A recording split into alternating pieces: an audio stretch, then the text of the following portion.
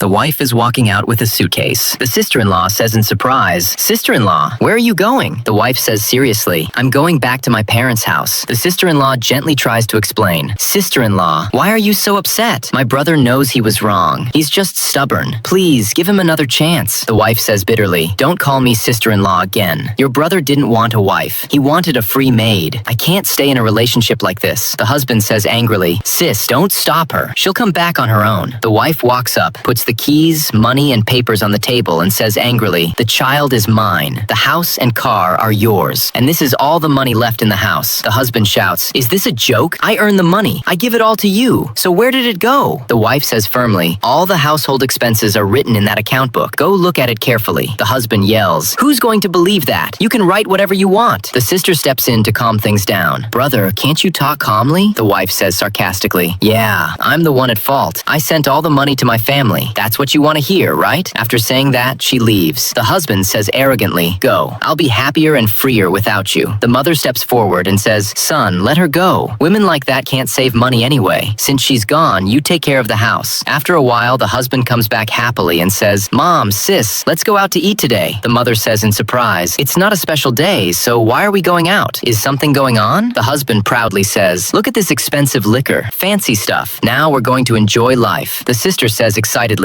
"Wow, brother, you turned out to be rich." The mother says worriedly, "Son, your salary isn't that high. How did you afford such expensive liquor?" The husband says carelessly, "What's the point of earning money if you don't spend it?" At that moment, the wife calls and says firmly, "Aren't you ashamed? You're still using my card even after the divorce. I'm changing the password right now." She hangs up. The mother comes over and says, "Son, it's the end of the month. We need to pay for water to electricity and food." The husband says nervously, "That much money?" The mother quickly says, "Is that a lot? It's less than your liquor bottles. These are regular household expenses. Go buy some meat from the market, and we're out of cooking oil too." Hearing this, he leaves and after a while comes back saying, "Mom, why has everything gotten so expensive?" Then helplessly says, "Mom, I can't handle all of this." The mother says seriously, "Now do you understand? When your wife was handling all of this, did you ever understand her? You gave her very too little money and expected her to manage everything. With that small amount, she handled the household expenses, childcare, milk, groceries, hosting guests, and all daily costs. You never realized how hard it was for her to manage everything. And then you kept asking, where did the money go? She didn't spend it on herself. She spent it carefully for the family, trying to save living only for this home. You never even thought about how she was managing it all. She wasn't a maid. She was your wife. All she needed was one sentence. You've worked really hard, not the constant question, where did the money go? Message, remember this, son. If you become overly strict about money, what you lose won't be money. It will be relationships. In the end, what disappears is love.